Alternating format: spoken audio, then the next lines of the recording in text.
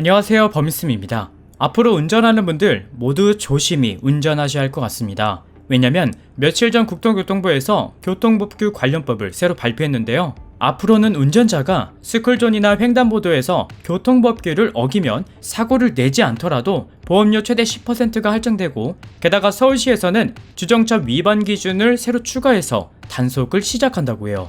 그러니까 이제 운전할 때 제대로 정신 차리지 않으면 과태료 폭탄 맞는 건 기본이고, 여기에 추가로 보험료 할증까지 된다고 하니까 더욱더 조심하셔야 할 것 같습니다. 그럼 어떤 부분이 새로 바뀌는지 한번 살펴볼게요.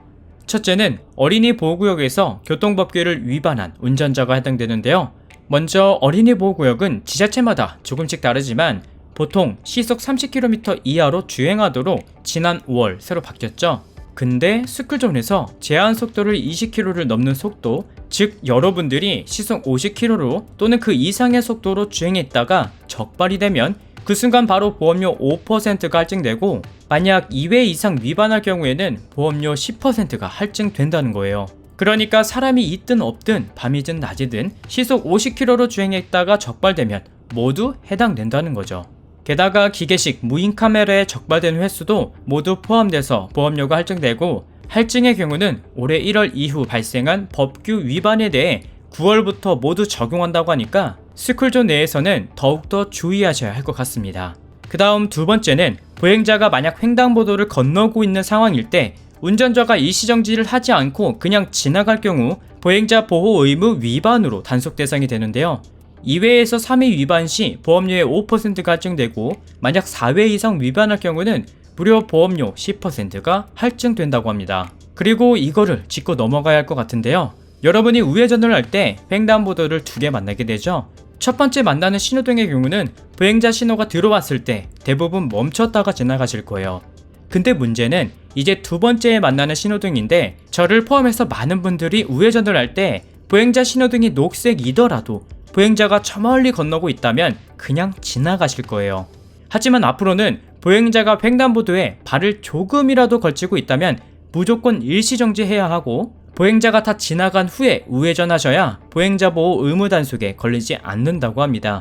그리고 이 규정은 22년 1월부터 본격 시행되는데요. 사실 자동차 보험료 할증 체계는 무면허나 음주, 그리고 뺑소니에 대해 최대 20% 할증을, 그리고 신호, 속도 위반, 중앙성 침범에만 보험료 10% 할증률을 적용했어요. 근데 이제는 어린이 보호구역이나 횡단보도 교통법규 위반에도 보험료 할증이 붙는다고 하니까 각별히 주의하셔야 할 것 같습니다. 그리고 보험료 할증 횟수는 어린이 보호구역과 보행자 보호 의무 위반 모두 합산으로 계산된다고 하는데요. 예를 들어 어린이 보호구역에서 1회, 보행자 보호 의무 위반으로 2회 단속될 경우 총 3회 위반으로 간주해서 보험료 10% 할증이 붙는다고 합니다. 그래서 내가 보험료 82만원을 내고 있다 라고 한다면 보험료 10% 할증 금액인 8만원이 추가돼서 총 90만원을 내야 되는 거죠. 게다가 서울시의 경우는 8월 5일부터 주정차 위반 기준을 새로 추가해서 단속한다고 합니다. 간혹 길을 가다 보면 이렇게 황색 사선으로 되어 있는 안전지대에 주차를 하는 분들이 생각보다 많은데요.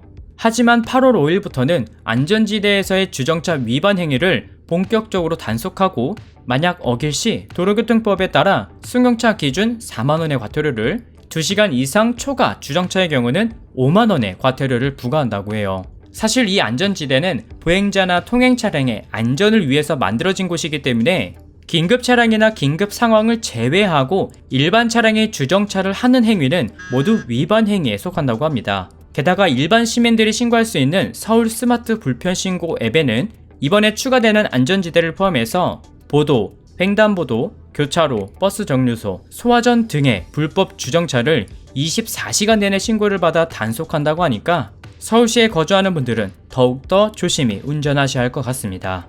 오늘은 이렇게 앞으로 바뀌는 과태료 정책에 대해 말씀드렸는데요. 이미 모든 내용을 알고 계신 분들도 계시고 전혀 모르고 있던 분들도 계실 거예요. 하지만 오늘 영상을 보고 다시 기억하거나 또는 오늘 내용을 잘 지키셔서 억울하게 과태료 내는 일은 없으시길 바랍니다. 저는 여기까지 준비했고요. 긴 영상 시청해주셔서 감사합니다.